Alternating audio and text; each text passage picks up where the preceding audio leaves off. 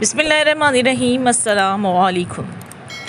حضرت رسول خدا صلی اللہ علیہ وآلہ وسلم سے مروی ہے کہ جب خدا نے عرش کو پیدا کیا تو اس کے ساتھ 70,000 فرشتے بھی پیدا کیے اور ان کو حکم دیا کہ میرے نورانی عرش کا طواف کرو اور میری تسبیح کرو اور میرے عرش کو اٹھاؤ۔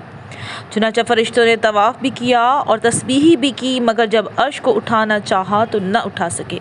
تب خدا نے ان سے فرمایا، میرے نورانی عرش کا طواف کرو اور میرے نور جلال اور میرے حبیب محمد صلی اللہ علیہ وآلہ وسلم پر درود و سلام پڑھو اور پھر عرش کو اٹھاؤ۔